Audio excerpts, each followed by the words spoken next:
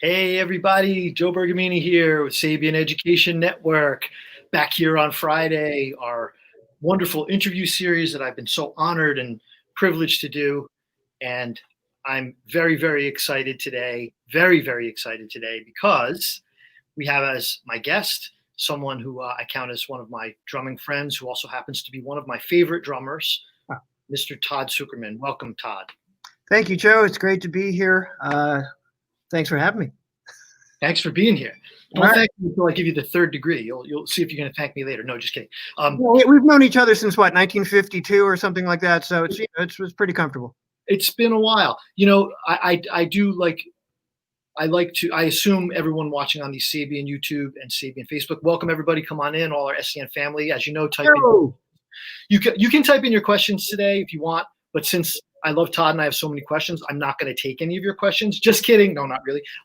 No, we'll take your questions. So type them in. I assume that everyone knows our guests because they're so well known. In Todd's case, he's one of the best known and best loved drummers on the current scene. But let me tell you that he's been in Styx for over 20 years. He has an amazing new solo album out called Last Flight Home. He's won Best Recorded Performance in Modern Drummer for Styx's The Mission and has been nominated multiple times as a prog rock drummer. Well deserved, in my humble opinion. And he's also the author of these amazing educational products, which are on Hudson Music. Methods and Mechanics. There's 2 DVDs and a book. And he's a session musician, played with Brian Wilson, among many other people, and an eminent educator who goes wonderful classes and clinics with Drum Fantasy Camp and his own clinic tours, and an all-around nice guy as well with great taste in food and travel. So welcome, Tom. Good to see you, man. Yeah, you too. So let's dig in.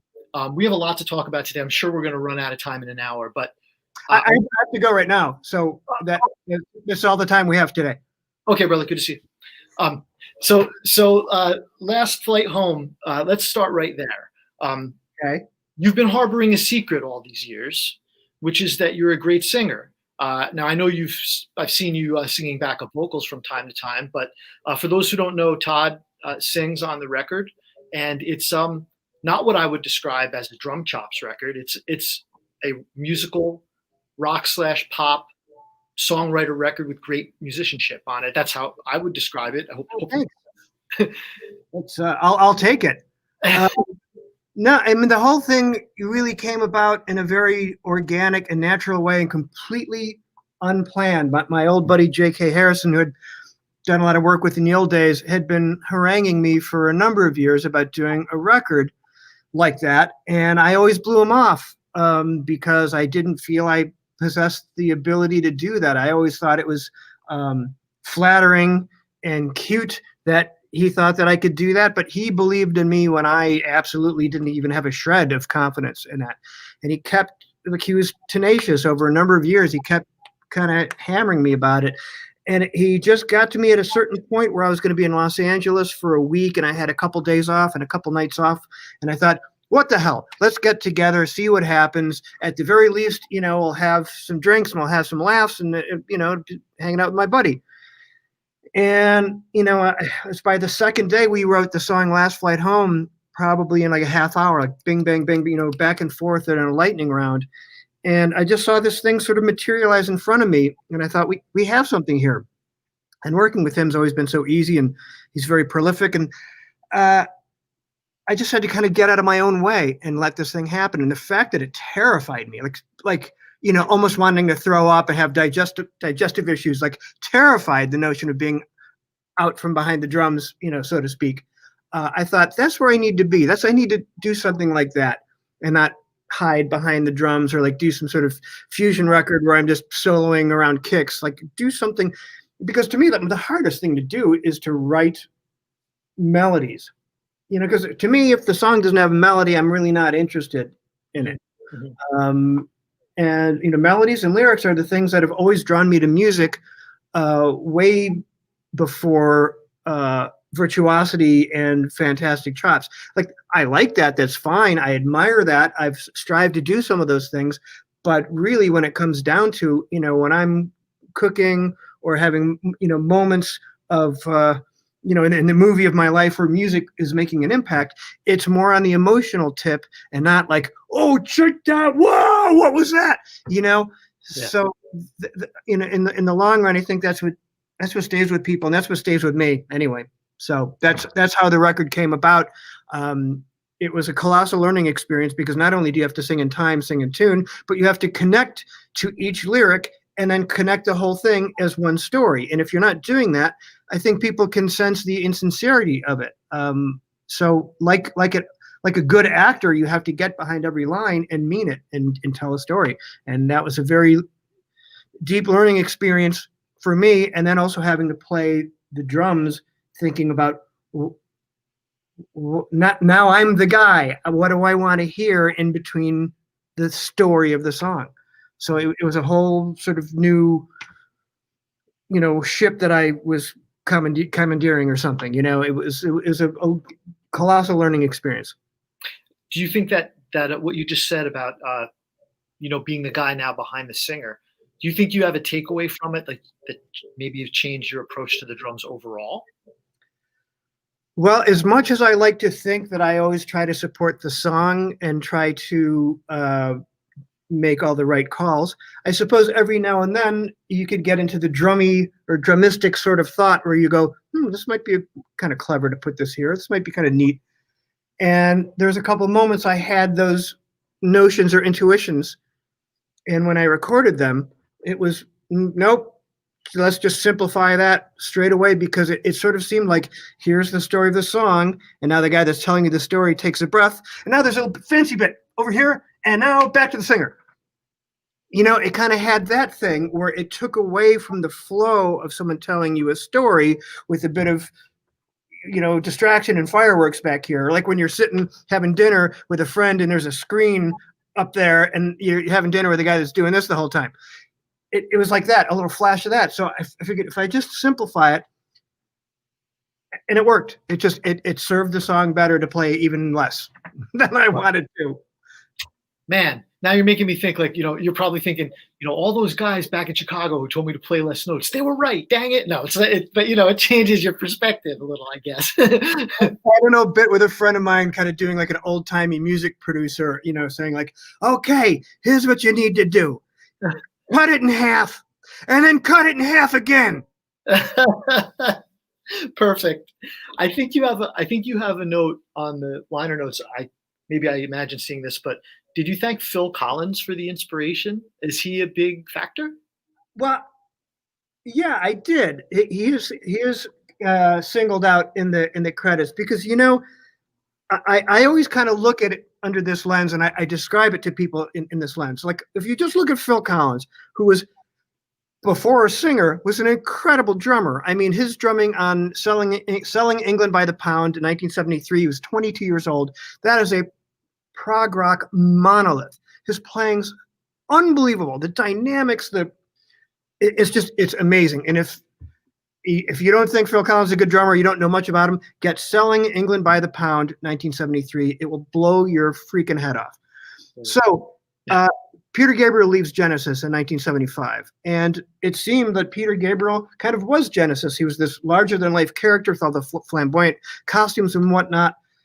And when he left, the fans and the critics, they were left for dead. They thought, well, they can't go on. And the fact that the drummer goes, well, I'll give it a go.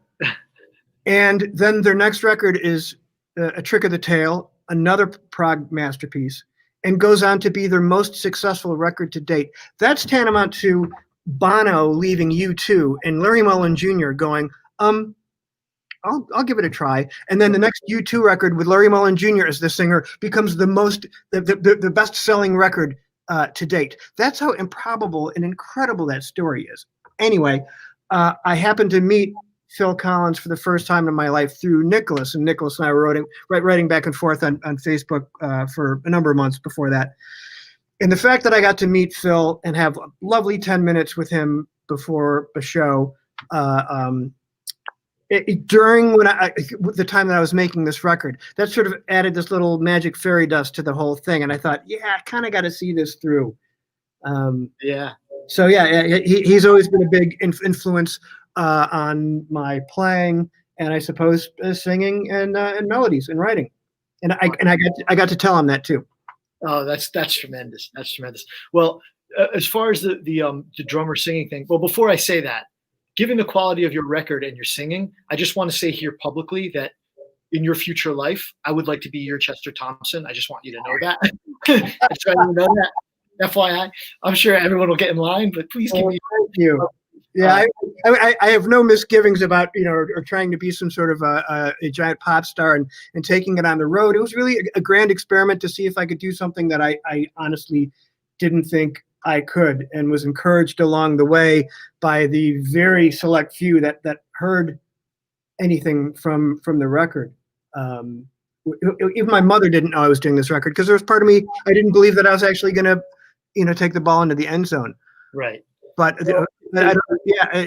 sorry, go ahead. I would encourage everybody who hasn't heard it to check it out. We actually did take a short family holiday, and we listened to it. I said, well, I have an interview with Todd.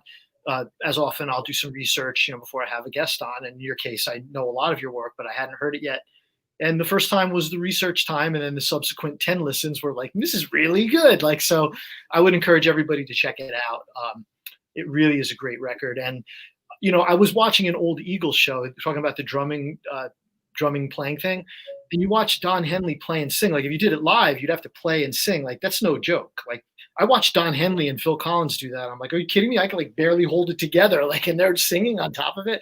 But maybe you have some of your studies helped you with that, because some of the. I don't know about that. I mean, singing. I mean, it really helps to stand up when all the diaphragm and everything like that. I think that you could sing better standing up. So that's the first handicap is singing drummers are sitting down.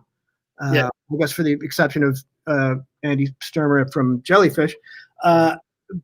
But that's a really hard thing to do, because now you have 5 limbs going on, and this is a completely different rhythm than what's going on here. And you got to figure out when to breathe and whatnot. It's no joke. You know who was a dude who played a full-on rock show and sang like half the show? Was Gil Moore from Triumph. That guy was. He was. Did you ever see Jellyfish live? I have not seen them live. No. Well, they're no more now, but I saw him in July of '93, and he in the studio would use a normal drum kit, but he had this contraption where he had a bass drum, like a tom, closed hat, a ride, and a snare, and stood up. And the bass drum was right up to the proscenium, the edge of the stage, front and center. And I'm like, nice. Where the drums should be. Right. Absolutely tremendous. Well, congratulations on the record. And I actually really enjoyed some of the lyrics. You had told me that you co-wrote them, or? JK did most of the heavy lifting with those. I tweaked lines here and there and changed melodies, or wrote melodies together. But the most lyrics that I had anything to do with would definitely be the title track, "Last Flight Home," because JK he has just a catalog of songs. It's like walking into a scrapyard of new shiny things, or walking into a museum of charcoal sketches and go, I like this, and then we'd paint them together, or change this bit out. And it was a lovely experience to do that, where it wasn't like two dudes looking at each other, like that Tenacious D episode where they got nothing and there's always ideas, because he has just a wealth of unused songs and demos and bits and sections all lying around. Yeah. Well, I don't know. It's so funny, because not knowing that when I heard it, and hearing some of the lyrical content, I don't know. I felt like it was you. I felt like it represented. There's lines in there, definitely, but the whole thing was such a whirlwind and came together so quickly, seemingly now, that it's all a bit of a blur now. Yeah. Did you do the drums for that one you did those in LA, or you did them in your? I did almost all the vocals in LA, and I did all the drums right there on that drum set. Awesome. And okay, so pivoting a little bit, you also did Styx record here in that kit. Yes. With the current health crisis we have on our hands here, I was slated to go to Nashville in April and record the upcoming Styx record, whenever it will be done and out. But COVID hit, in March, and everything was okay. All plans were dashed, and finally, I got hip to the software called Audio Movers Listen To. So we installed that on my rig here, which I don't know how to run. My engineer, J.R. Taylor, came over, gloves and mask, put the stuff on the computer so he could drive my studio setup from his house, or any engineer from anywhere in the world can drive this and record me there. So I did the whole record there on a Zoom call. And then Tommy and Will Ivankovich, the other producer of the record, had invite links to their studios through Audio Movers, so they could listen in at full resolution audio in their control rooms. And we're all in a Zoom call together, and like, oh, could you play a different fill going into the chorus? Like, okay, boom, JR, punch that in, bam. And I did 17 tracks in 3 days. I was wildly prepared because I was supposed to be doing it in April. So by June, I'd even had it even sort of tighter. And I don't think we're going to have 17 songs on the record. I think a couple are going to get cut. But that's what we did. I did the record, and I haven't heard anything since because everyone's been busy working on their parts. But I think it's pretty close to being done. When will it be out? I have no idea. I mean, the health crisis has something to do with that. I'm sure we'd like to see it taper down a little bit, but who knows? It's I just play the drums. Right. Do you have on this record, how much control did you have, like full control over making up your own parts, or did the guy suggest stuff to you, or how does that work? Will and Tommy had pretty good Technicolor demos. So like all the fills and stuff like that, for the most part, I could come up with. But there were certain things that were, I mean, that's probably the best kick and snare pattern. But being that it was programmed, I had sort of the free range to kind of make it human, make it breathe, change things up, build upon ideas. But that's when you're in a band and someone comes in with a demo and you're like, no. That's a basic guideline, and let's build from there. Yeah. Do you think there's some kind of like, after all the time that you guys have been playing together, sometimes I felt like, somebody I've worked with for a while almost could hear my playing when they're making the drum demo. So like, it seems to me, just watching you guys from the audience, that you have a great vibe. And like Tommy, for instance, has a lot of respect and love for your playing. Like, he probably almost thinks of what you're going to play when he makes up the part, I would guess. It's just this kind of unspoken thing. We've played together for 25 years now, so there's just this thing that happens that we don't even have to talk about it. Even things that happen on stage, we don't even have to talk about it. It just is. When there's musicians that you've spent a lot of time playing with, there's just a thing that you can't quantify it. You can't put a label on it. There's just some sort of ESP thing, whatever that happens. Mm-hmm. And it just is, it ain't why, it just is. It's one of the things that really sucks about the pandemic, is that, like, it's a form of human communication that's been part of my life and your life that we don't have. And but we will have it again. We will have it again. No storm lasts forever. This might go on longer than anyone would like, but no storm lasts forever. Yeah.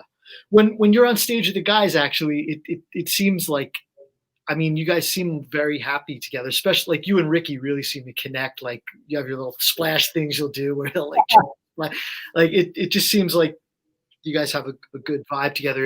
Is the band keeping in touch during the? Yeah, we do a full band and crew Zoom call about every 2.5 weeks, and kind of keep in touch. So we see our crew as well, which most of our crew have had for years and years and years and years and years. So yeah, some even longer than I've been there. So that's nice to keep in touch like that. And later today, I'm doing a Zoom call with Lawrence and Ricky, and we're doing something for the Styx socials, do some goofy stuff, whatever. I don't even know what we're gonna do, but we don't have to plan it out, because just some goofy stuff's gonna happen, and it's gonna be entertaining. Yeah, that's great. Well, I'm hoping that you guys, like everybody else, get back out there soon. I was I was emailing with Phil Ehart, and they said Kansas is booking things into 2022 now. So we talked about that. It could be any time. I love Phil. You know, my first big Styx tour was in '96, and Kansas was the opening band for the whole tour. So I was the new kind of green kid, even though I was like had a nice career beforehand. Was doing recording sessions in Chicago. That was my first big rock tour, so I was green in that regard. And he was just so lovely to me then. And I ran into Phil not long, before all this stuff happened, in the Atlanta airport. And it was just like a big hug at 6 o'clock in the morning, like, hi, how you doing? He's a lovely guy. His home airport, if I'm not mistaken. He actually, if he's off, he'll go to the NAMM show too. I've seen him out there a few times. But that's great. Well, like I said, oh, you know what? That reminds me. You mentioned your first big tour. Like I was watching, I on YouTube. I went and I was watching some old footage of you, and like it seems to me like you played a lot harder back then. Like you were slamming. I feel like you don't play as hard now. Like you still get a huge sound and a full sound, and obviously it's still, but you seem more relaxed now. It was like full on. I don't know. If when you're 27 or 30, you can ride what I call sort of like a useless wave of emotion a bit easier, and maybe not serve the music as well, but you're putting in some of the showbiz qualities of it. And you're young, and sometimes if you play it hard, it feels good just to rip through the cymbals. If I see some of that footage now, I wonder if it was to the detriment of the music and to the sound of the drums, because like there's certain people you go see, and they're just ripping through the drums, and the toms just sound like you mic'd up a couch, and the 20-inch crash cymbals sound like splashes, and they're just screaming. But if you actually hold back a little bit, I'm not saying play like a wuss, but I still get a snap, but I'm still trying to pull a sound out of the drums and let the mics do the job a little bit. That way the drums are going to sound like and not right. hitting a couch and it's loud. Right. But actually getting a tone, even in an arena or an amphitheater. Mm-hmm. And that definitely is the case in the studio. I think drums sound much bigger played sort of at a medium velocity than ripping through them. Because then you hear the bottom heads move, you hear the snare wires move. Your crash is going to go over a bar of the music, and they're not going to be wispy because you're just playing at a crazy decibel point. Yeah. It seems like there's physical phases you go through. Like if you're doing a Broadway show and you have to play really quiet, like when you get really quiet, you don't get like the catharsis. There's like a certain athletic catharsis you get from playing hard, but you don't have to play as hard as you can to get it.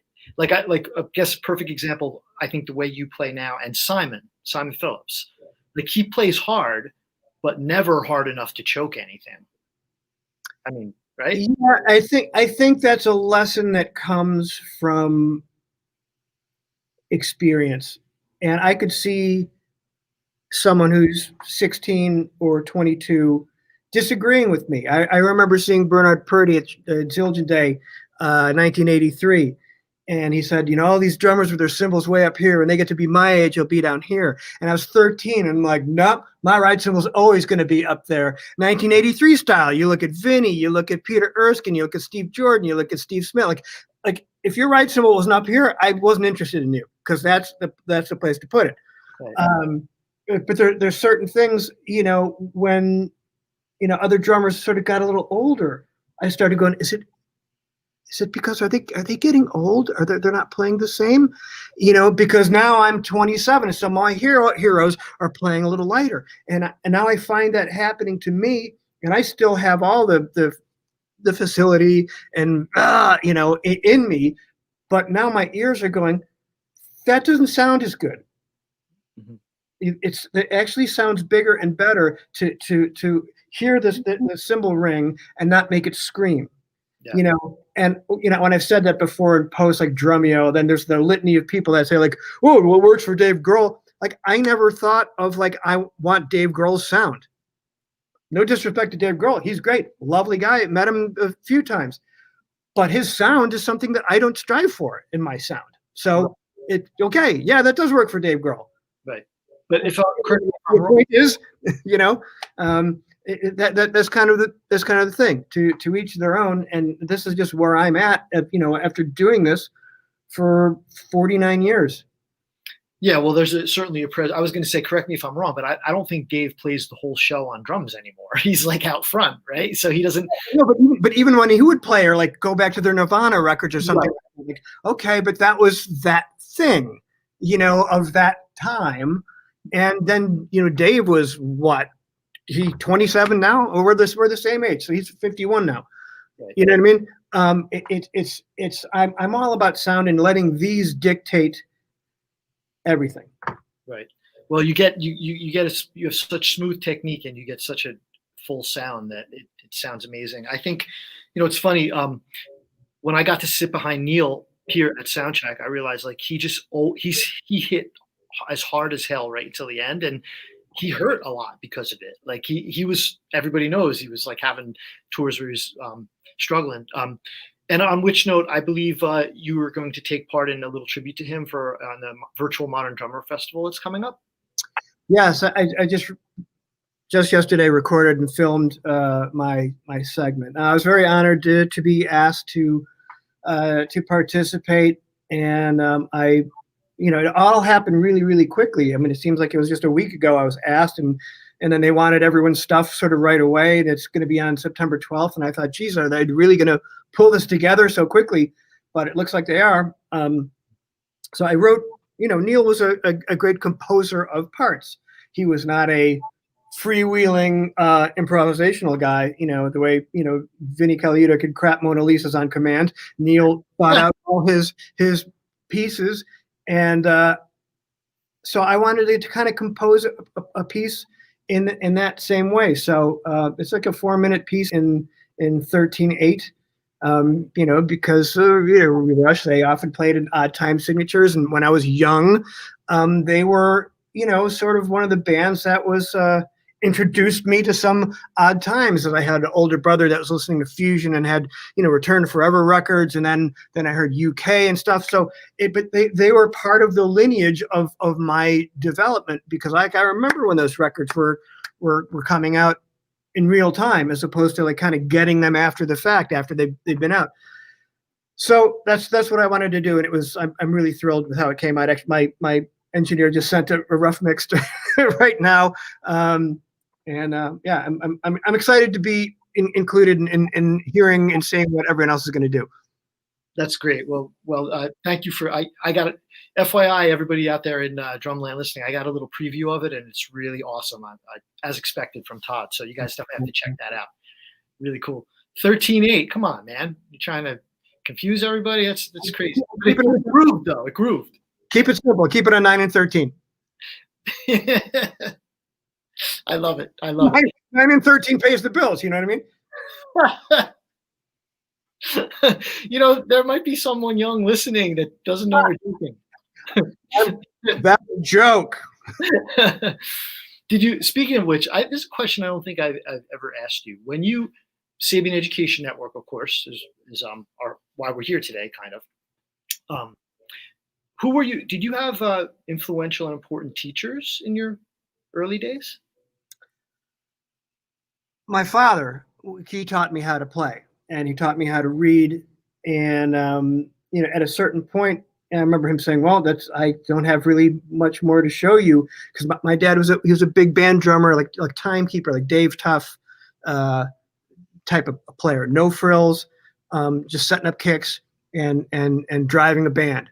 He didn't have the facility or the dreams of, like, you know, doing like a Gene Krupa, Buddy Rich, Louis Bellson sort of thing. But I always played music. I grew up with 2 older brothers, one that played bass, one that played piano, keyboard. So I grew up the youngest in a rhythm section in a musical family. But I didn't really have any teachers. Well, you know, I had like drumline teachers, and, you know, I had a great junior high band director, a great high school band director who hired great instructors for the drumline. And it wasn't until really I went to Berkeley for 1 year. I had Skip Hayden, who I adored, and Ian Froman, who I adored, and I studied privately with Gary Chafee, who I adored as well. So 3 very different places. And I always describe Berkeley and all the other teachers and all the classes there. It was like going into a big buffet of ideas. But if I put it into, culinary terms, it'd be like, oh, I like what this guy's doing. Like, oh, some crab legs. Oh, I like this over here. Pancakes. Lasagna, sushi. So now you're the only guy that has, crab legs, lasagna, whatever weird combination you get at a buffet. That's kind of how I looked at it. And being that I was only there 1 year, I really tried to make the most of it and learn as much as I can, because my parents had split. There's financial ruin, and only had enough money to go 1 year. So I knew I had to make the best of it. Right. That, actually, this was on my stand this week. You talk a lot about the fat back exercises. I guess that's where you encountered those the first time. Greatest thing ever. I mean, to me, the absolute greatest thing ever. And I kind of used that, and I called it the Rosetta Stone of 2 and 4 for the Drumeo program. But I always gave Gary full credit and continue to. The most useful thing for a drum set player to work on in the 20th and 21st century are those. And there's been a couple other drummers that have kind of taken that system and kind of sold it as something that they came up with. But Gary wrote that book in 1975, 1976. Mm-hmm. That's why I called it the Rosetta Stone, because it deciphers everything that we could possibly play in backbeat 4/4, 2 and 4 time. Yeah, that it's funny that there was a good question here I wanted to get to, by the way. That idea of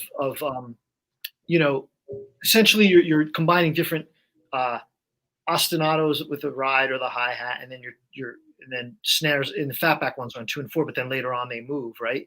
Like that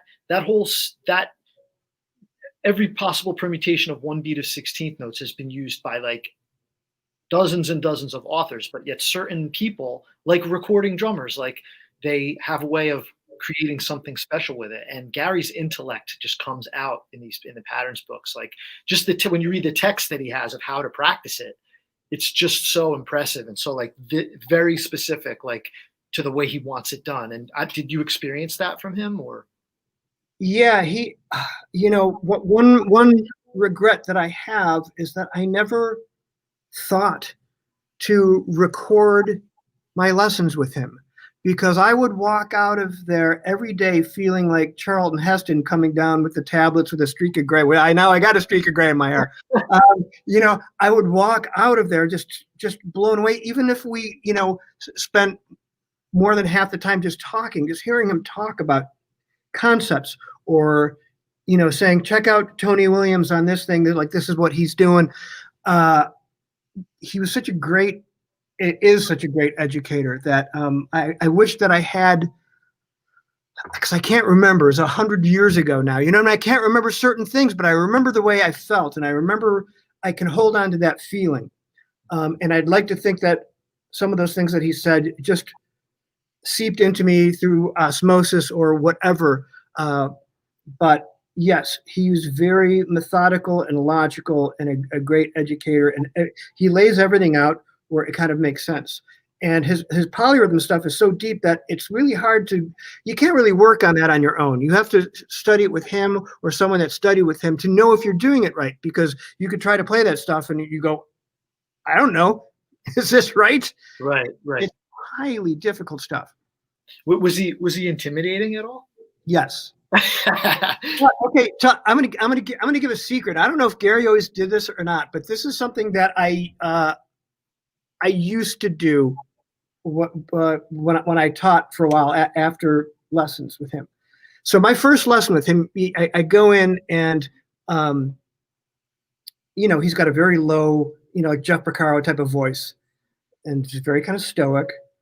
And he's got to size me up. He's got to know what he's dealing with. So he said, well, tell you what, just go sit on this kid. There's 2 drum sets. Sit on this kid and just warm up. I got to straighten up a few things. And I thought that's a great way to make a student feel loose and comfortable, as opposed to just sitting there staring at the guy, because now he's going to be, they're going to get their hands, they're going to do this, and the hi-hat's going to go, ah, yeah. So I start playing, and he's just walking around. He's got largely his back to me, and he's in my mind now. He's just moving stuff around. Whatever. I'm gonna move this here, and I'm gonna move this here, and looks busy. And then I did the blues at one point, the blues, and he did this. He went.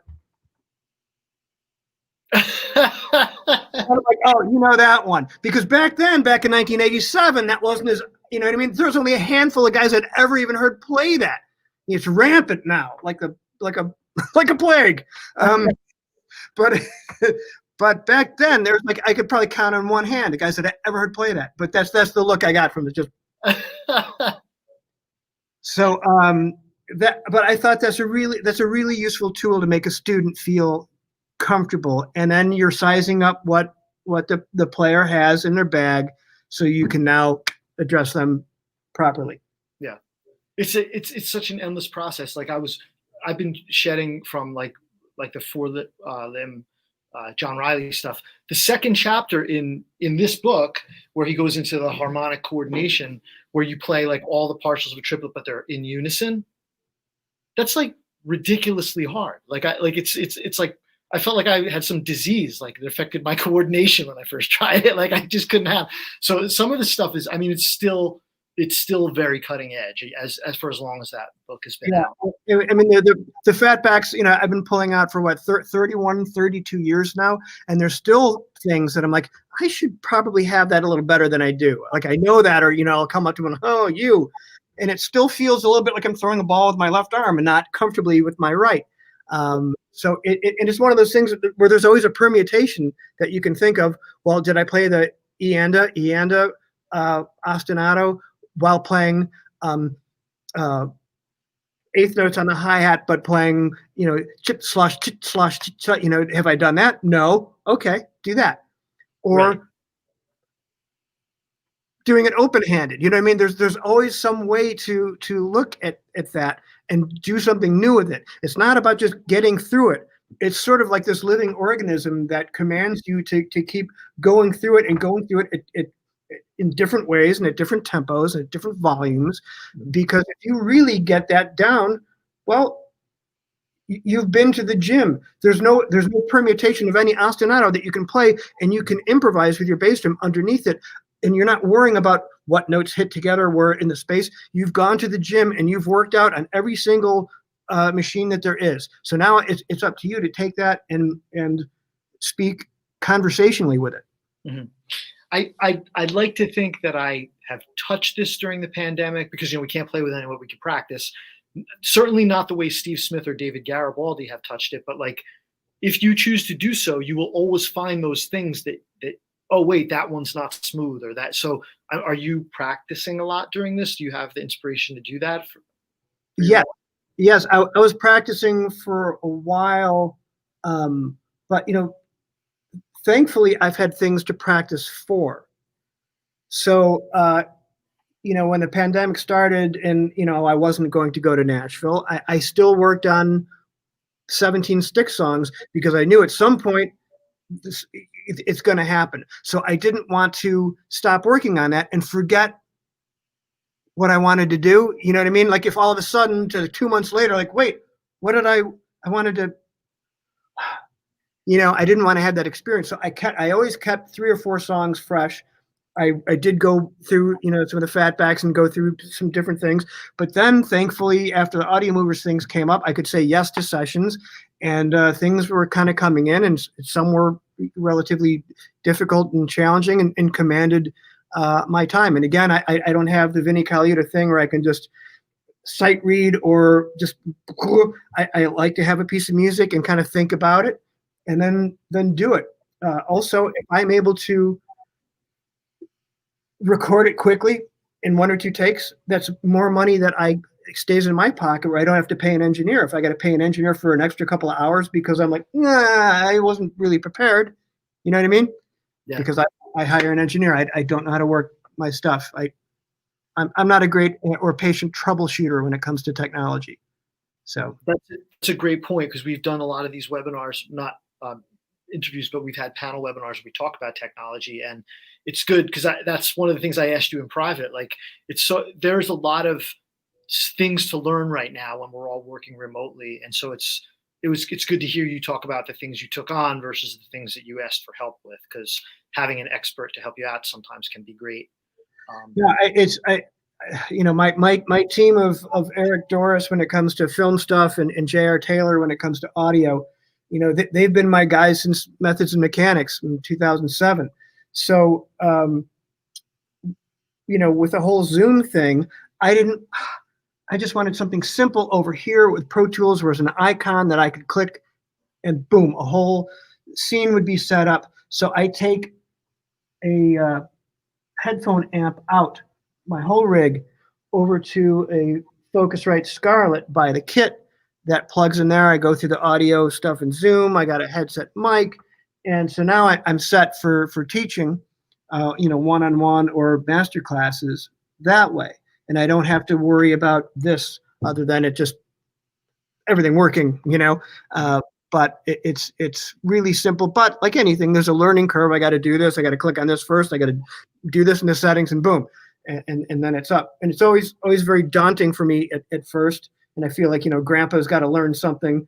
I said that feeling. I'm not a technophobe by any stretch, but I want to spend all my time there.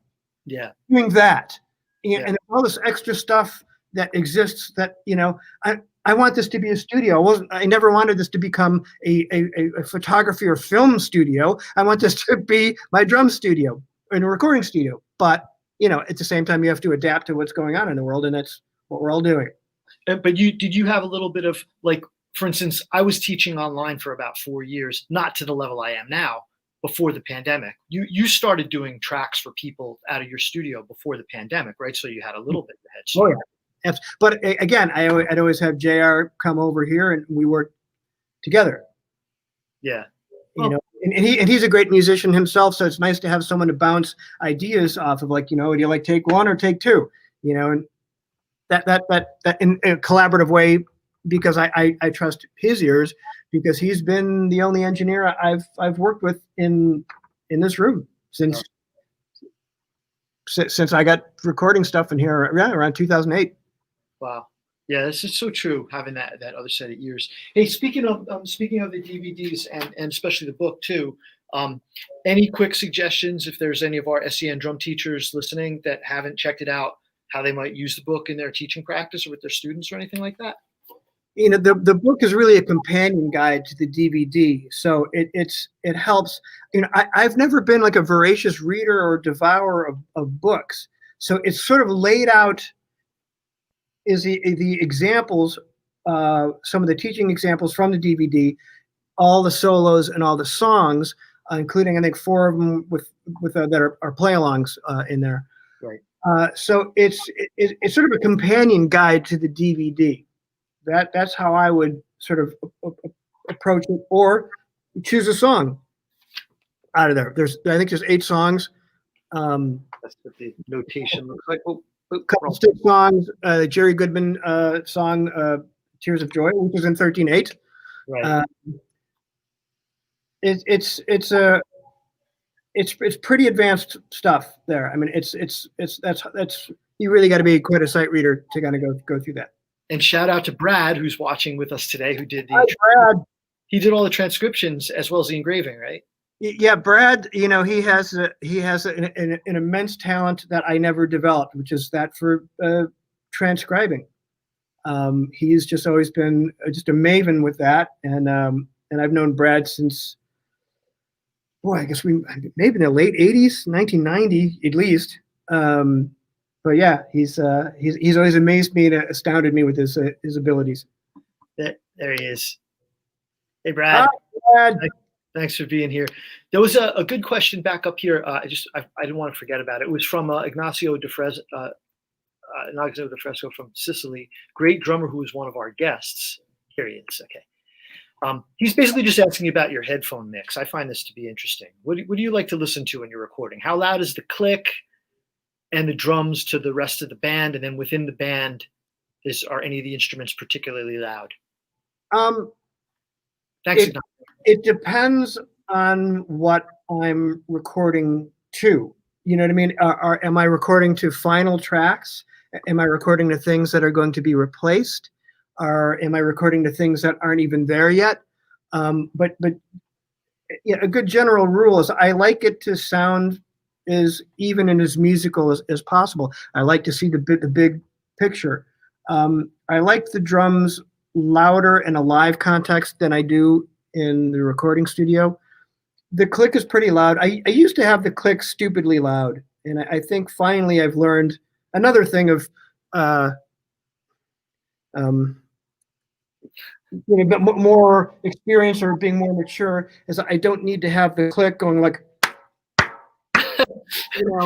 Wait, did you ever have that experience, which I've had, of like you go away and your headphones are here and you come walking back and you sit down and you can hear? Oh yeah. And you're like, are you freaking kidding me? That's what I'm doing to myself. Yeah. No, I used to do a lot of sessions at this studio in Chicago called River North, and the engineers made a joke one day. I came in and they had a pair of Yamaha NS10 cones hooked up to a yeah, you knew headphones are drum thrown. The 10-inch speaker cones. But that's the way it was in those days. Yeah. So to answer the question, I like it to sound musical now, and I don't need to have the drums or click overpowering everything. They're probably still too loud, but they're not as loud as I had them when I was in my 20s. Right. And on the like, for instance, with sticks, you're on in-ears, I assume, right? Yeah. Have been since '97. And that I guess a lot of us feel that I know in my case it definitely has saved the remainder of my hearing. Absolutely. I mean, I still probably have it too loud, but it's no contest to what it would be if I was just kind of just had the wedges and heard the drums and cymbals at actual decibel level. I'd be deaf now. Yeah. And your sticks mix is like, would you say it's like kind of like a full band mix with the drums just nudged up a little tiny bit? No, the drums are probably more than a tiny bit up. And I do it that way because if I were playing naturally and acoustically, being that the drums are right there in front of me and the snare drum's right in front of my chest and my face, that's how it would naturally sound. Mm-hmm. So the drums are definitely up a good, it's definitely like 60-40 drums to music. And being that, we're playing music that has parts and that we've played over and over again, I hear everybody just enough to know what's going on, or someone misses a cue or someone plays something different, but it's not like it's a jam band or a improvisational form or jazz, or you know what I mean, yeah. Where I need to hear everything because we're all improvising on the spot. That's the thing. With rock music, you have to paint the Mona Lisa the same way pretty much every night with a little bit of variations, as opposed to jazz where everything is just a blank canvas and whatever happens tonight, that's what happens. Right. Well, it seems like you do get some freedom. You're not playing. Oh yeah. Well, no, I didn't mean to insinuate that I play like the same thing every night, but that's kind of the difference between rock and jazz. Is here's a song, and then you have to kind of reinvent the song sort of the same way with some rooms with some variation. Yeah. But you're not going to hear In the Air Tonight with ga-da douche, ga-da do, ga-da do, and not the fill. You know what I mean? Like, okay, that's, you got to have that drum fill there. Yeah. Well, that we could go on for another hour about this topic, because if Phil made up and it was so freaking perfect and memorable that everybody in the audience wants to hear it every night, that's like a raging success. Like, why is it a cop-out to just play that if it's perfect and it works? Like, you don't change the lyrics. So if you were at a wedding and a wedding band played that song and the drummer didn't do that, you'd be like, dude, what? You know what I mean? Well, I think there's probably some wedding bands, where that I may have heard where the guy might have played the fill you sang instead of the one that he was supposed to play. But that's, again, topic for another day. Let's talk about Sabian, because oh my gosh, can it really be 10-3 already? Geez. Oh boy, I knew this was going to fly by. So you had a Sessions ride, which was a limited edition model, so not everybody can get that. But it's a great sounding cymbal. So what was your idea behind the Sessions ride? I wanted a ride cymbal that could sort of handle all gigs very well. And it came about from getting a prototype that was a 20, sometime around 2003. And that was my main ride cymbal outside of sticks, like for everything else. And I sent that cymbal to Mark Love and asked for a 22. Then he made that. And then I wanted that same cymbal, but it wasn't heavy enough to use with the band. So we added a little bit more weight, kind of creeping up to the bell, and a couple tries, a couple different versions, and then all of a sudden that was the one. So they made 250. It's currently not available in the custom shop. I'm hoping it's added to the line at some point, because I think it's just an amazing all-purpose ride that's kind of an anomaly. It has a great ting from the tip. It opens up and has crashability, comes right back to the ting after you've been crashing on it, and it's got a rockin' bell, like a really piercing, beautiful, musical sounding bell that's about a half step to a full step up from the tonic note. So you get tida-ding, tida-ding, not tida-ting, tida-ting, tida-ding, tida-ding. It really has everything I've ever wanted out of a ride, and so who knows? But it's back there, and that's what I use all the time. We have some fans that have them. Shiva, thank you. Hey, Shiva, how you doing? He says it's great. So here's a Sabian question for you, because I know you used a lot of different. You have a really nice versatile setup of different cymbals and I believe you use a lot of AAX crashes. Do you not with it? Well, I use the AAX vault crashes, which are now sort of not really in the catalog anymore with the band. I use 18, 19, 20, 22 crashes. But over here, I have a AAX vault crash, a 17, a 19 HHX Legacy, and 20 and 22 Artisan Brilliance. And those are two of my favorite crash cymbals. I use the 20 and the 22 on Styx Is the Mission, on my record Last Flight Home, and the new Styx record. And those are two cymbals that when one of them or they will finally crack, I will be really sad and teary-eyed, because those are just, they sound unbelievable. And if you watch the Modern Drummer Neil Peart Festival, you'll hear them alone, soloed. They're just absolutely gorgeous. There's a high-end sheen, but there's a whole dark storm cloud rumble underneath, and just that's the Artisans you're talking about. Yeah, it's like you peeled back the hanging bead curtains into a weird opium den. The visuals I get from those cymbals, they're gorgeous. Everyone wants everything that's, I want it dark, but I want it to be cutting, or I want it dark, but I want it bright. They really have both of those, and they record so amazingly well. These two particular cymbals are just magic to me. Yeah. The Artisans, for those who haven't tried some of the crashes, I have a couple of them as well. They're not, at first glance, when I saw Artisan a long time ago, I was like, oh, they must be jazz cymbals, but they're really not jazz cymbals. They're powerful and very diverse sort of cymbals. But for the live thing, I just want to say, for those listening, you mentioned the vault. Have you checked out any of the newer AAX that are just the thin, medium, and heavy? Yeah, those kind of came out, and then the pandemic hit. So it was not like I had the opportunity to go, do clinics on them somewhere or go anywhere really. But yeah, they're really nice. They're in a similar vein.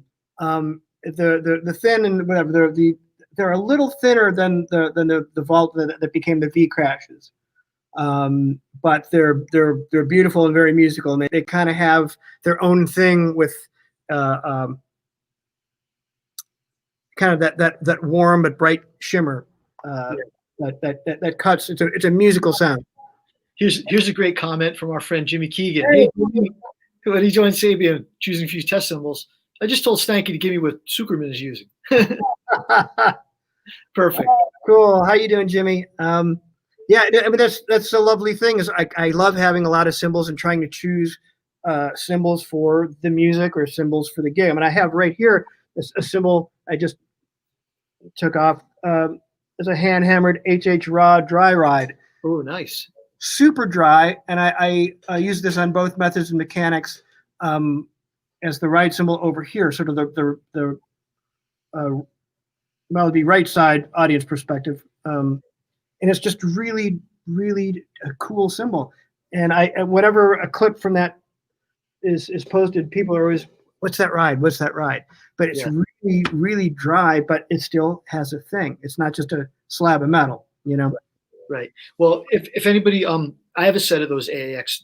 I have the thin crashes, a couple mediums, and I think that would be a good like analog maybe. And the heavy ride is very like, I think it's very Alex Van Halen-y, like the AAX heavy ride. It's got a killing bell, but you crash it a little, like he would, you know, he'd kind of crash on it. But yeah, and your cymbals always do sound great in the house. They're always nice, crisp and clean. And what do you have for hats on that kit back there? You know, I'm kind of a new convert to 15s. You know, I was a 13 guy in the 90s when everyone was 13 crazy. Been 14 largely for many, many years now. And when I did the Antoine Fafard record last year, I wanted sort of latter day Tony Williams, like for that really kind of hitting them when they're open and just getting that big funky, you know, when Tony's top hats would be like this.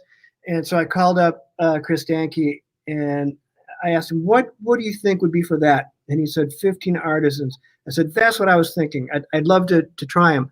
So he sent me 15 Artisans and I used those. I fell in love with them. And then I said, you know, I'd like to hear what you sound like in Brilliant. Because sometimes a Brilliant finish adds just a little extra high-end gloss to the high end. So that's what I have on the kit right now, is the 15s. And with the band, I've always used 14 AA medium hats. And I just had him send me 15 AA medium hats and was going to switch to those, but then the pandemic hit. So 14 AA medium hats or 15 AA, that's like a set of hi-hats. 14 AA medium hats. Just that's your bass. They're great rock hi-hats. They're great. They're, you know, but they're musical. They're not super thick. You know, you can Stuart Copeland on them, or you can slosh them really well. Got a lovely chick sound. They're just beautiful standard hi-hats. And I know standard sounds kind of beige and boring, but they're great. They're going to handle any gig, any rock gig, any country gig, any big band gig. They're going to sound great. Yeah, absolutely. Nice comment here. Just wanted to say, when I first heard Todd, what caught my ears, his brilliance in using the splash is always tasteful, especially during Miss America. Ah, thank you. Are the legacy hats thinner than medium? I didn't mean to put that on. Oh, I'll take that. Chris, yeah, the legacy hats are definitely thinner than what Todd is using. The legacy, Dave Weckl legacy hats are a little thinner, but great cymbals to check out as well. Yes, I got a pair of 14s over there. Yeah, splashes, I just try to go for things that kind of sing and don't sound dull, and then putting them together. I do a little splash melody again in the Neil Peart tribute solo. So you could hear, what do I have over there? I think I got a 6-inch AA Brilliant, a 8-inch AAX Brilliant, and a 10 AA Brilliant. Yeah, cool. Rick from Sabian is here with us today. Hey, Rick. And sometimes this guy lurks around. He listens to what we say, you know. So, great. It's 3 o'clock, Todd. If you don't mind, could you give me 5 more minutes? I'm happy to, man. I'll go till dinner time if you want. I won't abuse your time that much. I didn't want to be remiss and not get to your educational activities right now. So you are doing some camps, I think, through Drum Fancy Camp or the Groove Masters Camp. Are you not? That's right. We're announcing 4 classes with 2 topics for September that will be soon on the groovemasters.com website. 2 classes are going to be sort of like the standard class that I did that I would travel around doing in person, which deals with ergonomics, grip, body posture, drum set, relaxing in the mind, relaxing in the hands, the grip, relaxing in the body. So there's a lot of that, especially if you deal with nerves or having any issues of sort of getting on a plane where you can musically communicate with others. That's a great class to take. And then there's going to be 2 classes that are revolve around orchestrating rudiments and stickings and being able to garner as many different ideas out of simple things, that rudiments that most drummers already know, but they don't know what to do with them. And you see when you put them under a microscope and change a few lenses and change the orchestration, it opens up a whole new world of ideas where I never thought of that. Or, oh, that's what Tony Williams is doing. It's that easy. Like, yeah, it's a half a paradiddle, and you just kind of smear the first note, and there you go. Mm-hmm. You know, and I like seeing people's minds get blown, because a lot of this stuff isn't really that hard. It's just like putting sentences together. Mm-hmm. You look at things under the microscope, and you put little conjunctions and connectors in between these ideas and stickings, and all of a sudden you have a big long sentence. So that's kind of an exciting thing for me to teach. Yeah. Are you, those ideas, have you like, are those ideas that you like jot down over time, or have you had them around a long time, or did you just design this set of things for the class? The whole thing's sort of a stream of consciousness, but it's basically the same thing, because it all remains to be true. You know, if you want to take an inverted paradiddle, and normally if you take that into another idea, it's going to be a series of singles or doubles, or, you know, a right left, or a right left left, or broken doubles, or a 3-note conjunction, right left left. That's going to be something that's going to launch you in another idea, and these ideas can happen pretty quickly. But if you understand what they are, when you hear a drummer play, if you hear that one bar of fast 16th notes orchestrated in a certain way, you go, oh geez, I have no idea what that is. But when you look at what they really are broken down, you're like, well, it's not so hard. I understand that. So and there's nothing you can't learn by slowing it down enough. And most drummers don't take the time, they don't have the patience or the kindness to themselves to slow it down and really understand what it is. Because it's frustrating when you don't know what something is and you try to play it and you're not getting it, and it sucks and it's hard, and your brain feels weird and you're tired. It sucks. Mm-hmm. But when you get it, boy, that's good. That's the reward. But you have to slow it down and understand it. And that's those that do that will get there. Those that don't, they just kind of blow over it, and they play all the same stuff that they already could play. Mm-hmm. Well, you heard it there, guys. You should sign up for a class with Todd. And Todd, I'm just gonna speak out of turn and say, as you're doing these classes, and if you occurs to you to develop this idea a little further and make a book, let me know, because that could be really cool. For topic for another day. And can people study with you privately, virtually, or? Yeah, I haven't kind of blown the trumpets or made any announcements about that, but I'm I've taught a few people, and I'm starting to do more virtual Zoom one-on-ones. You know, I just know that if I made that announcement on Facebook and Instagram, I'm going to spend the whole day fielding things, and I'm not sure that I want to be that busy, so yeah, I'm kind of taking a select limited number of players and doing it randomly, as opposed to like, I don't want to every Wednesday at 3 I'm doing something, so it's going to be kind of when we both want to do it. But yes, the answer is yes. Okay, so that's great. And I would say definitely pay attention to when Todd's available for the classes. Is there one that I should mention coming up again now? Yeah, we're doing the ergonomics and natural motions class on September 5th and September 13th. I think those are on the groovemasters.com site now, and then the orchestration classes are going to be September 19th and 26th, I think. But those aren't posted yet. It's groovemasters.com, right? What? Thegroovemasters.com. Oh, thegroovemasters.com. All right, I'll type that into the comments, you guys, so you can go there and sign up to take classes with Todd. I just want to also acknowledge our good friend Nick Kopka, who helps out with Sabian all the time. Hey, Nick. How you doing, man? Man. And SEN member Joel Klein from Colorado, who watches every session. Met him when we did a live event there. He's a big fan of yours, and he's a leading SEN member. Thanks, Joel. You're great.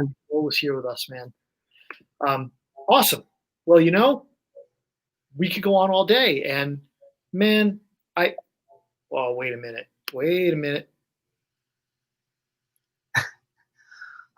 You know, if I was only hooked up to all the stuff with Willie play the epic. Okay, here we go. Is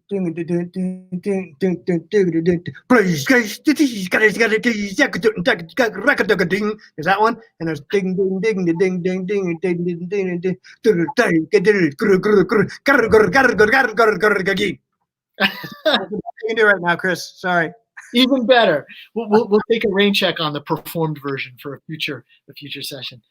Well, Todd, thanks, man. I really appreciate it. I forget in our long friendship that we've had now that when I speak to you, I'm speaking to one of the leading lights of drumming today. I really believe that, brother. No, thank you, man. It's cool to be your pal and see all the things that you've done, and you know, it's a small world, and the brotherhood and sisterhood of drumming and drummers is really an amazing thing to be involved with. So thank you for saying that. It's very sweet. Oh, well, thank you. And you know, there's one tiny little silver lining of the pandemic is that, FYI for everybody watching, I tried to nail Todd down to do this for like 2 years, but he was always on the road and too busy. So now I got him because he's at home. So I was able to. Well, that's the thing. No one could say no right now. Like, you know, what are you doing? I'm getting everybody I want. You know, I got to hit up Phil Collins. I wonder if I can get him next. He's a Sabian guy. Maybe not. Anyway, Todd, thank you. Start with Nick, because he can just kind of grab him from the next room. Oh yeah. Hey, go get your pops. Good idea. Good idea. Pop him and say hello. Just be like,